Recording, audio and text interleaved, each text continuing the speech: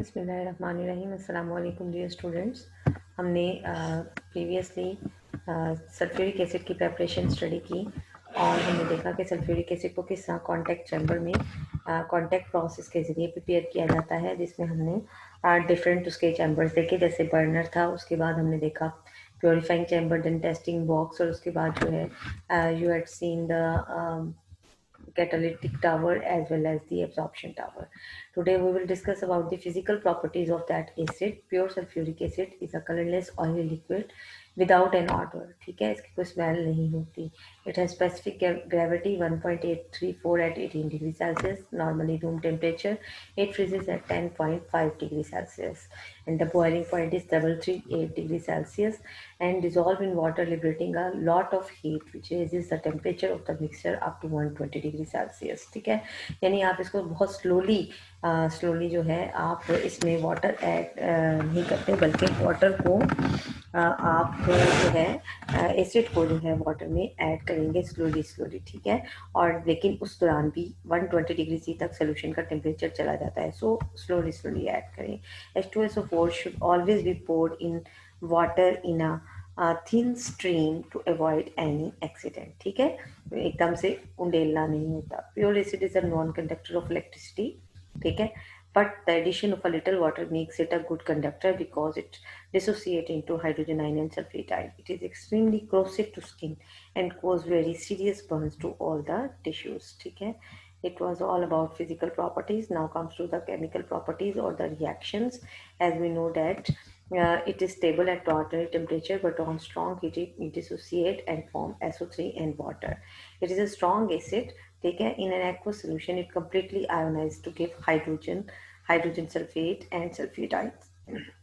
The dissociation takes place in two steps. First step में आप देखें हाइड्रोजन सल्फेट आयन बनता है और सेकंड स्टेप में हाइड्रोजन सल्फेट आयन कन्वर्ट हो जाता है सल्फेट आयन्स और हाइड्रोनियम आयन में. ये रिएक्शन आपने अच्छी तरह लर्न कर लेना है, क्योंकि ये रिएक्शन जो है सल्फ्यूरिक एसिड की बेसिक प्रॉपर्टी को भी इंडिकेट करता है. यानी इस रिएक्शन के ज़रिए हम ये बता सकते हैं कि सल्फ्यूरिक एसिड जो है ये डाई बेसिक इन नेचर है, because it is liberating 2 protons over here. ठीक है, अगर आप देखें तो यहाँ पर हमारे पास 2 प्रोटॉन्स बन रहे हैं, एक ये हाइड्रोनियम आयन यानी वाटर के साथ प्रोटॉन का कम्बिनेशन और एक ये वाटर के साथ प्रोटॉन का combination. So we will say that sulphuric acid is a dibasic acid. ठीक है, तो ये है सल्फ्यूरिक एसिड के डीकम्पोज होता है और डीकम्पोजिशन के बाद हमने पढ़ा कि सल्फ्यूरिक एसिड जो है that is a dibasic acid. Next comes to the reaction as an acid. Because it is an acid, तो फिर obviously it will react with an alkali like sulfuric acid. It reacts with sodium hydroxide and forms sodium hydrogen sulfate plus water. ठीक है, hydrogen sulphate again sodium hydroxide से react करके convert होता है sodium sulphate and water के साथ. तो आप देख रहे हैं कि 2 मॉलिक्यूल्स ऑफ बेस रिएक्ट कर रहे हैं with 1 molecule of sulphuric acid. ठीक है, फिर सुने 2 molecules of base are reacting with 1 molecule of sulfuric acid, so it is having it is a dibasic acid. ये रिएक्शन भी इसकी डाइबेसिसिटी को एक्सप्लेन करता है. Reaction with carbonate and hydrogen carbonates. Sodium carbonate is a simple carbonate and sodium hydrogen carbonate is a hydrogen carbonate. ठीक है, तो carbonate और हाइड्रोजन कार्बोनेट के साथ जब सल्फ्यूरिक एसिड रिएक्ट करता है तो it form sodium sulphate, water and carbon dioxide. ठीक है, और इसी तरह हाइड्रोजन कार्बोनेट के साथ भी it will liberate the same product. ठीक है, आपने सिर्फ रिएक्शंस को याद ही करना है. Reaction with salts. Sulphuric acid salt के साथ जब रिएक्ट करता है तो फिर it will liberate it will convert into strong heating for sodium salt of its sulfate like alkali salt बना देगा और उसके साथ साथ HCl गैस या नाइट्रिक एसिड गैस जो है HNO3 गैसियस फॉर्म में इवॉल्व करेगा. ठीक है, रिएक्शन विद ये सारे इसके वो रिएक्शन हैं जिसमें ये एसिड के तौर पर बिहेव कर रहा है. Reaction with metals like iron and zinc. Old dilute sulphuric acid in metal के साथ ऑलमोस्ट रिएक्ट कर जाता है एंड यील्ड हाइड्रोजन गैस.